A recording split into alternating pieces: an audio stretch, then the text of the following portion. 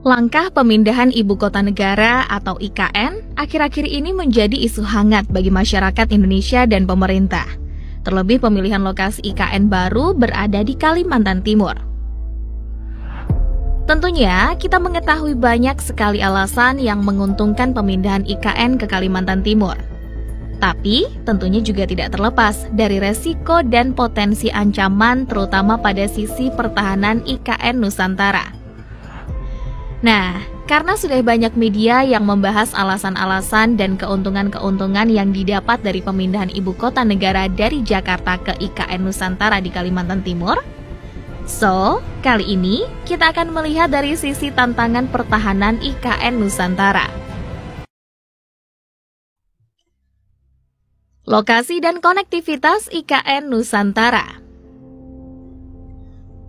Secara lokasi dan konektivitas, posisi IKN baru Nusantara berada di sisi alur laut Kepulauan Indonesia II yang disingkat ALKI II. Jalur pelayaran ALKI II melintasi Selat Lombok, Selat Makassar, dan Laut Sulawesi.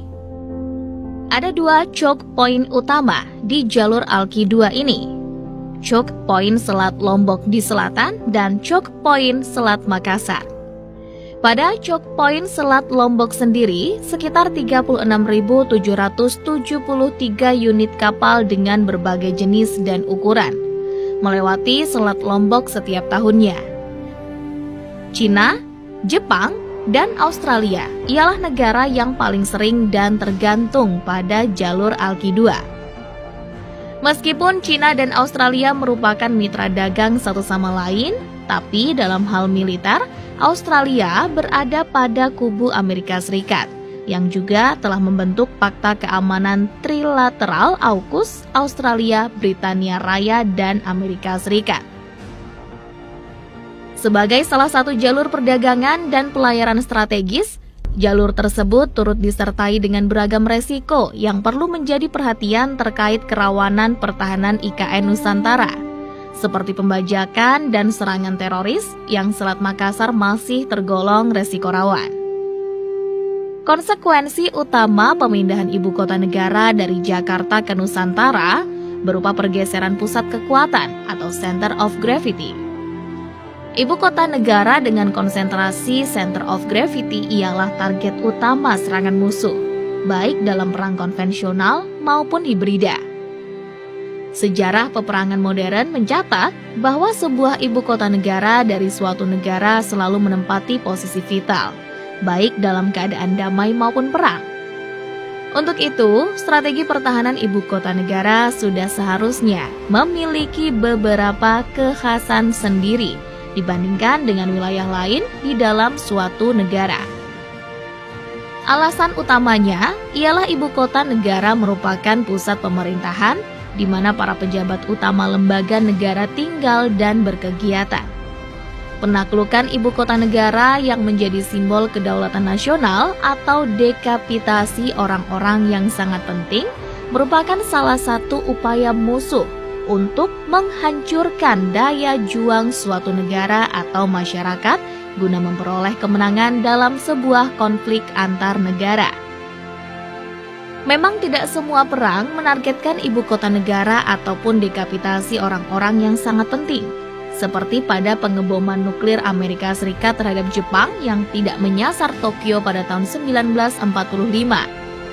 Dalam konteks tertentu, tidak melakukan dekapitasi VIP ada kalanya sengaja dilakukan agar para pemimpin politik dapat memberikan pernyataan kekalahan perang.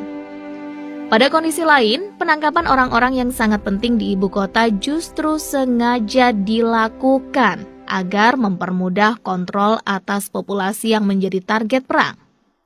Contoh kasus ini bisa kita lihat dalam agresi militer II Belanda pada 19 Desember 1948 sampai 5 Januari 1949, serangan terhadap Yogyakarta yang menjadi ibu kota Indonesia saat itu, dan penangkapan Soekarno dan Muhammad Hatta dan beberapa tokoh lainnya di Yogyakarta.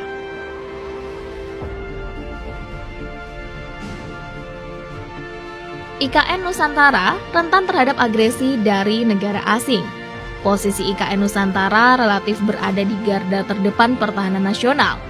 Secara historis, lokasi IKN Nusantara merupakan salah satu titik awal yang diinfiltrasi militer Jepang di era Perang Pasifik atau Perang Dunia II. Pada Perang Dunia Kedua, tujuan utama Jepang menyerang Borneo, sekarang dikenal sebagai Kalimantan, ialah untuk merebut dan menguasai pabrik pengolahan minyak mentah Hindia Belanda. Hindia Belanda sendiri menjadi sasaran empuk serangan Jepang karena kekayaan sumber daya minyaknya yang akan menjadi aset penting selama perang. Jepang butuh minyak untuk menghidupkan kendaraan militer mereka dan menghidupkan industri logistik yang menunjang misi perang mereka. Sementara itu, pihak sekutu yang mengetahui hal ini, sehingga dalam kampanye Hindia Belanda pada 1941 sampai 1942, sekutu berusaha mempertahankan Hindia Belanda dari serangan Jepang yang berusaha merebut pabrik minyak Hindia Belanda. Bahkan Belanda pada waktu itu dengan sengaja menghancurkan beberapa kilang minyak agar tidak jatuh ke tangan Jepang. Itulah mengapa pada tahun 1942 awal, Jepang menyerang Tarakan dan Balikpapan untuk merebut dan menguasai pabrik minyak Hindia Belanda. Mengingat alasan dan jalur penyerangan Jepang terhadap Hindia Belanda saat Perang Pasifik ini tentunya akan menjadi pelajaran yang berharga bagi Indonesia. Melihat sekarang ini, beberapa blok migas dalam status wilayah kerja sedang diproduksi berada pada kawasan ini, khususnya Kalimantan Timur. Kalimantan Timur sendiri termasuk dalam salah satu wilayah yang memproduksi migas terbesar di Indonesia.